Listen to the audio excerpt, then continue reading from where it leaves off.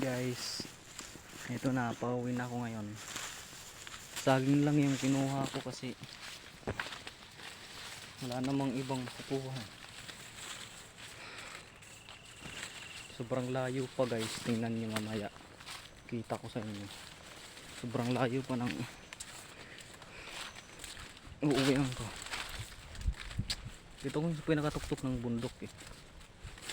Tapos yung lupa namin andun pa, malayo pa, sobrang layo pa. Hirap talaga maging mahirap guys, no?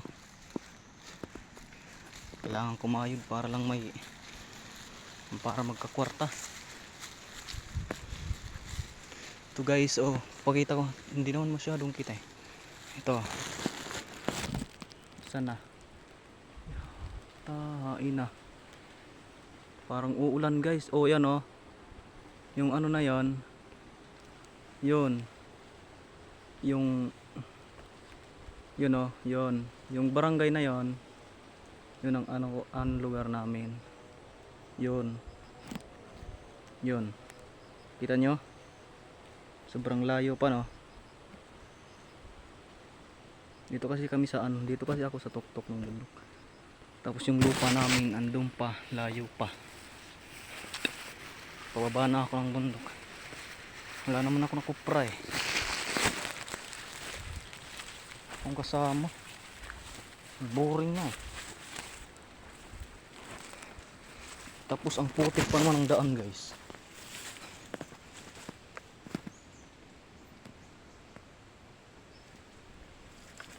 Putik ng daanan.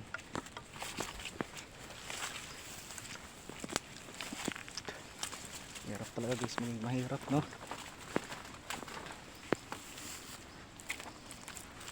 Talagang kailangan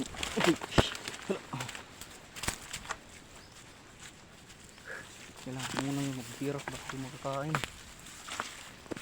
Alam nyo guys, dito na ako lumaki sa na ito, sa daan na ito at sa lupang ito. Hindi pa ako nakakalakad noon, bata pa ako, hindi pa nakakalakad.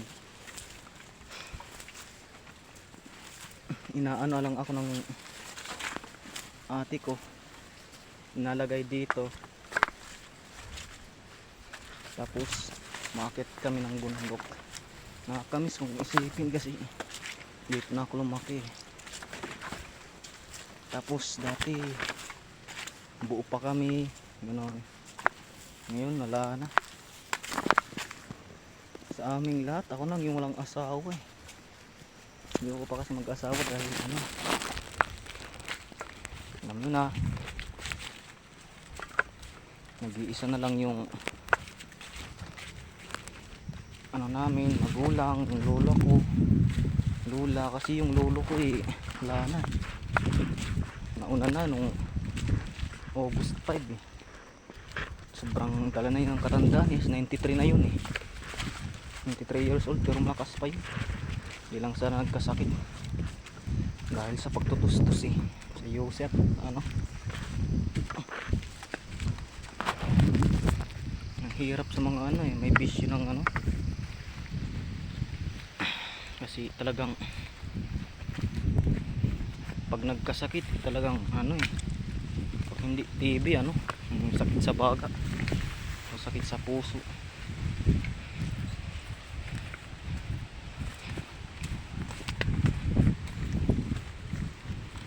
Tarik ng putik. At saka alam nyo guys, kung magkakaasawa man ako, ayoko yung babaeng yung feeling prinsesa. Gusto ko yung sipag, yung talagang hindi maarte, yung tumatapak sa lupa, hindi yung puro simento lang, tiles. Ayoko nung kain tulog lang kasi nako, papasmahin ako nyan. Ayaw rin, huwag nyong hahayaan ganyan yung mapapangasawa nyo guys, kasi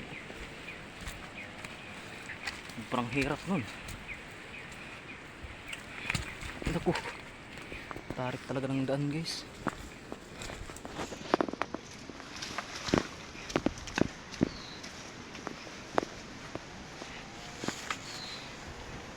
Ay nako, wala naman ako ngayon pera, hindi naman nakapagkopra eh. Wala naman kasing bunga. Dinali ni ano eh, bagyong Pipito at saka Christine. Grabe ang lakas nung hangin ng, siguro mga bata pa yung dalang magjowa na yun na ano, bagyo. Pipito tapos Christine, siguro magjowa lang yun ha. Sana all may jowa. Sana all sweet.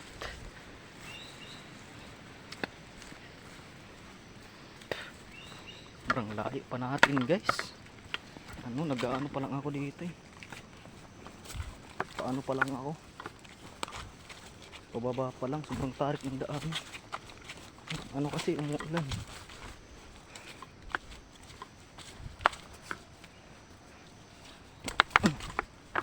Umulan kasi kagabi, kaya gabi-gabi naman umuulan, kaya ganito.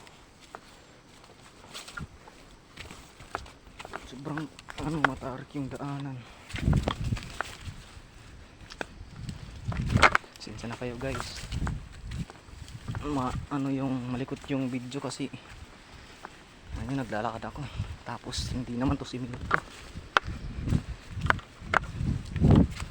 Relate ko talaga yung ano, alam nyo guys, yung ano dyan, yung mahirap dyan na manonood ng video na to. Ingat din kayo kasi yung talagang mahirap eh. Dahan-dahan na lang sa pagtatrabaho. Makaka-relate lang nito yung ano, nagdaan sa mga ganitong bagay, ganitong trabaho.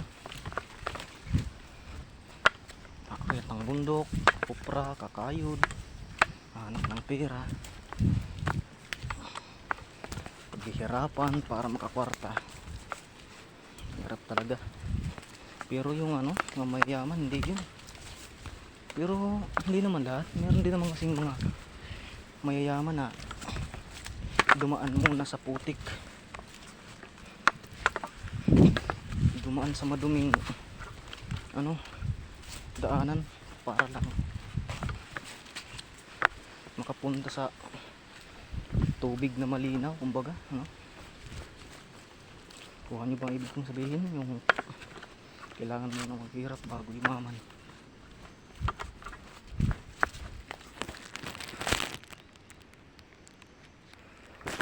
Parang may sumusunod.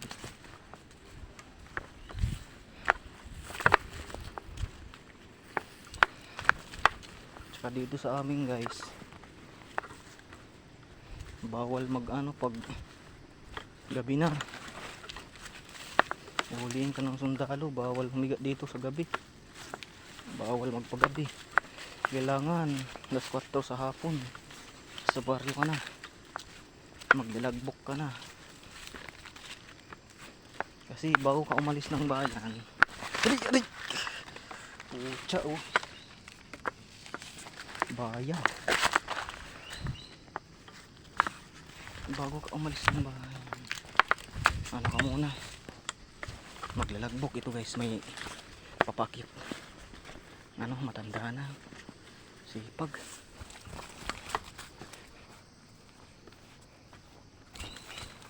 Ata, daw na Mau pa it kay basik maul dayon. ay maulat ano, naglilinukad ka? Guys,